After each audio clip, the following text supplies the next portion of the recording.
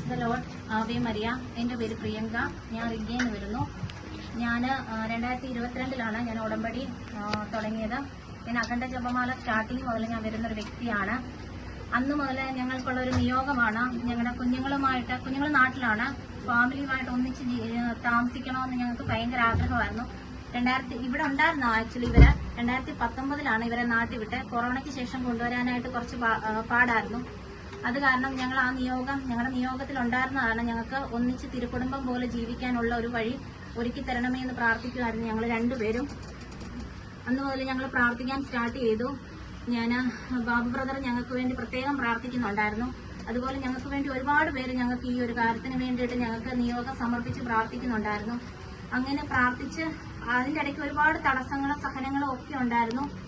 എന്നിട്ട് ഞങ്ങൾ കൈവിട്ടില്ല. ഞങ്ങൾ രണ്ടുപേരും ഒന്നിച്ചിരുന്ന് ഞങ്ങൾ പ്രാർത്ഥിച്ചു. ഞങ്ങളുടെ കുഞ്ഞുങ്ങളുമായിട്ട് ഒന്നിച്ച് താമസിക്കാൻ ഒരു വഴി ഒരുക്കി തരണമേ എന്ന് ഞങ്ങൾ ഇങ്ങനെ കുട്ടിപ്പോയി പ്രാർത്ഥിച്ചായിരുന്നു. എൻ്റെ അമ്മ എനിക്ക് വേണ്ടി ഉടമ്പടി എടുത്തിട്ടുണ്ടായിരുന്നു. അമ്മയെ ശക്തമായിട്ട് പ്രാർത്ഥിച്ചായിരുന്നു.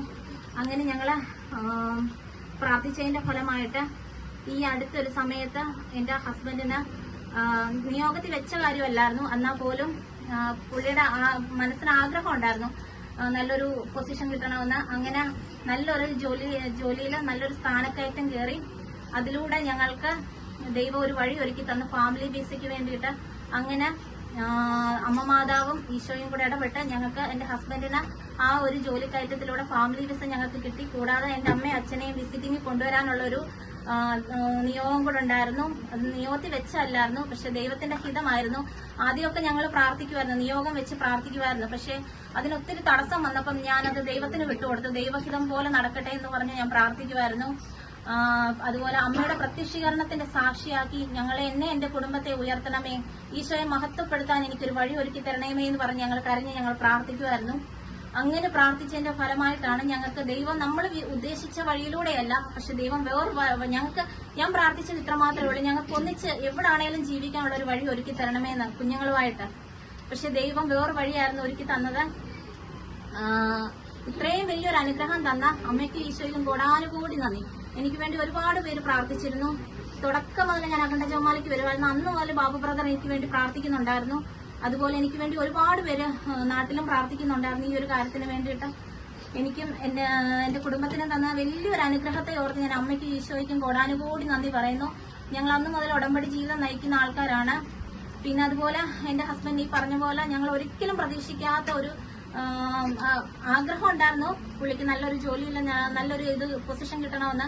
പക്ഷെ അത് നമ്മൾ അങ്ങോട്ട് പറയുന്നതിന് മുമ്പ് അവരിങ്ങോട്ട് തന്നെ നമുക്ക് അതിലൂടെ തന്ന് അവർ തന്നെ അവിടുത്തെ ഇവരുടെ മാനേജർ തന്നെ അതിനു വേണ്ടിയിട്ട് എല്ലാ കാര്യങ്ങളും മുൻകൈ എടുത്ത് വിസ പെട്ടെന്ന് റെഡിയാക്കി കൊടുത്തു. അതിനുവേണ്ടി ഞാൻ എന്റെ അമ്മയ്ക്കും ഈശോയ്ക്കും കോടാനുകൂടി നന്ദി പറയുന്നു. അമ്മയുടെ കൃപയാൽ മാത്രമാണ് ഇത് നടന്നത്, അല്ലാതെ മനുഷ്യന്റെ ഒരു ഇതുമില്ല. അമ്മയും ഈശോയും കൂടെ ഇടപെട്ട് മാത്രം നടന്ന കാര്യങ്ങളാണ് ഞങ്ങളുടേത്. അമ്മയ്ക്കും ഈശോയ്ക്കും കോടാനുകൂടി നന്ദി. അതുപോലെ ഞങ്ങളെ പോലെ തന്നെ ഒരുപാട് പേര് ബുദ്ധിമുട്ട് അനുഭവിക്കുന്നുണ്ട് കുഞ്ഞുങ്ങളുടെ കൂടെ താമസിക്കാനായിട്ട്.